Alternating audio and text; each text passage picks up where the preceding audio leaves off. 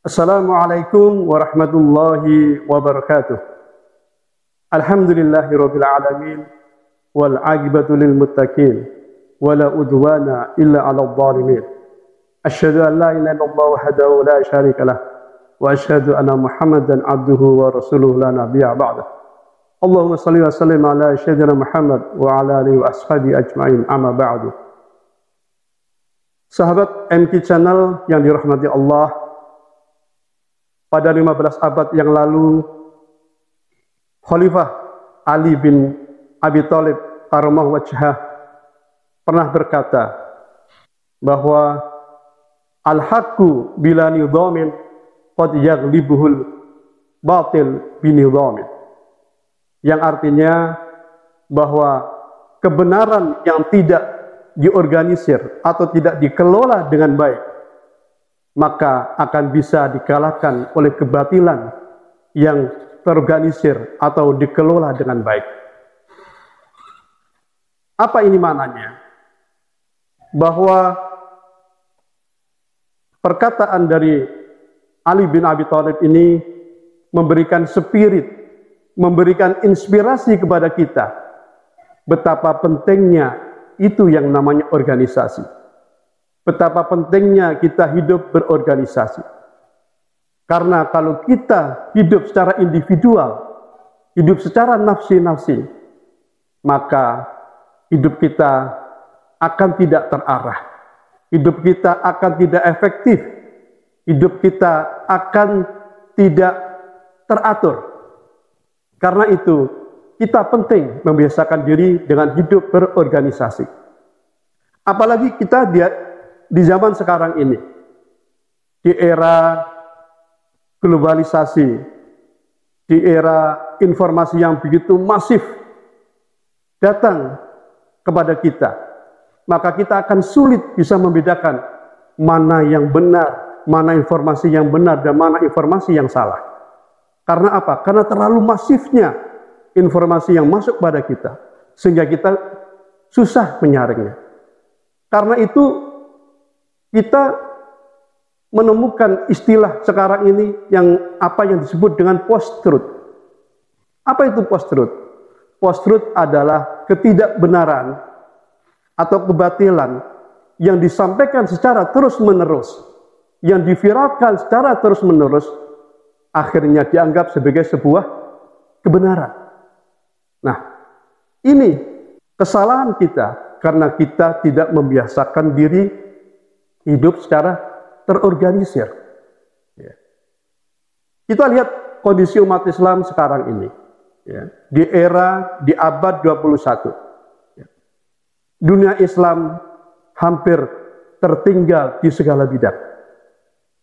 Di bidang politik kita tertinggal, di bidang ekonomi kita tertinggal, di bidang teknologi apalagi, dan bahkan tentu saja di bidang militer, dunia Islam sangat tertinggal.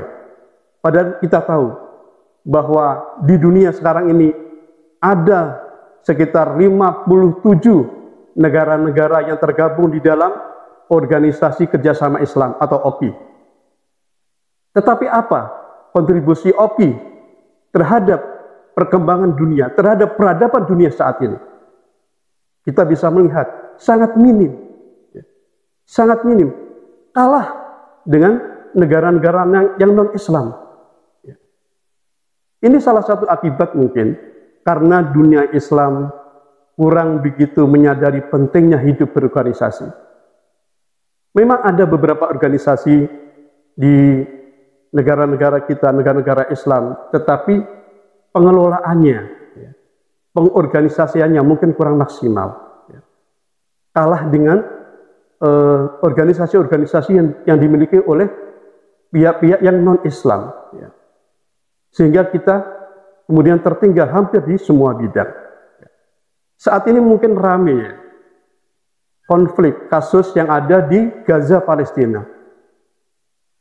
Saat ini hampir sekitar 30.000 rakyat Palestina, penduduk Gaza, meninggal atau dibunuh oleh Zionis Israel.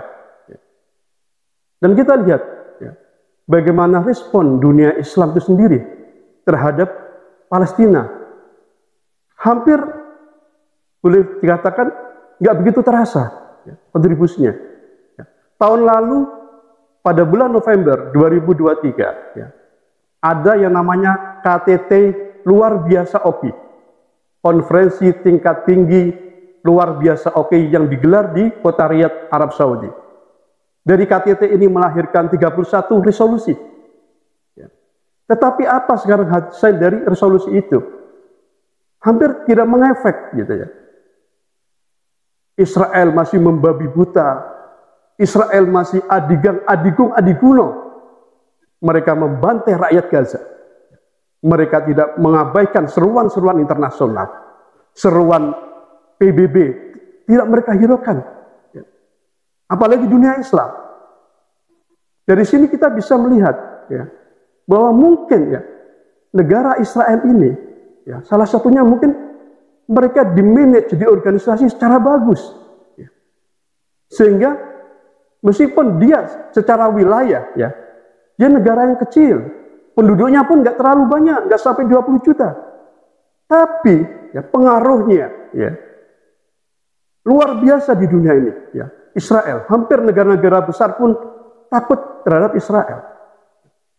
Ini memberikan kesadaran kepada kita betapa pentingnya kita hidup berorganisasi.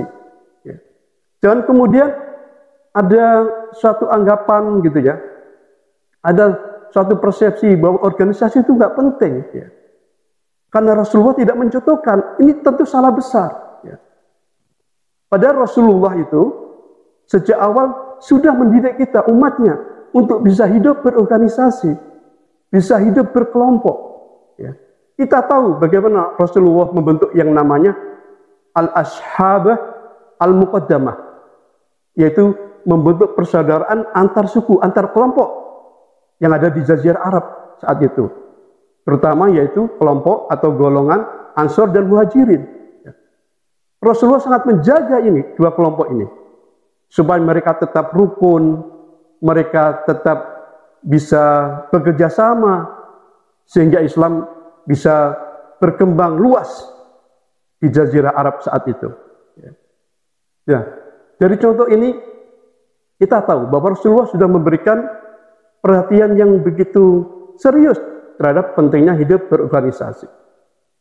Rasulullah pun bersabda dalam sebuah hadis, "Sholatul jamaah afdalu min sholatil fadhi atau sholatil fardi bisab'in wa isyrina darajat." Dari hadis ini memberikan analogi, memberikan kiasan kepada kita bahwa betapa pentingnya hidup berjamaah. Jangan kita hidup nafsi-nafsi, hidup secara individual. Kemudian juga Rasulullah pernah bersabda di dalam sebuah hadis yang diriwayatkan oleh Abu Daud bahwa tangan satu tidak akan mampu memecah bebatuan, tetapi kalau tangan digabung akan mampu memecah bebatuan itu dengan sangat mudah.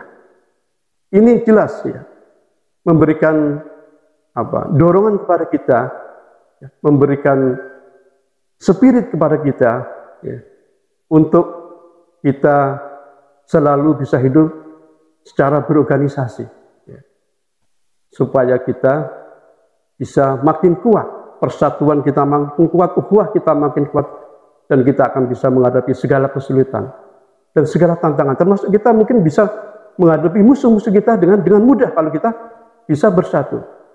Di dalam Al-Quran, di dalam surat Ali Imran ayat 103, Allah Subhanahu wa taala telah berfirman, "A'udzubillahi minasyaitonir rajim. Wa'tasimu bihablillahi jami'an wa la tafarraqu. Wadhkuru ni'matallahi 'alaikum id kuntum a'da'an fa'alafa baina qulubikum." Al-ayah.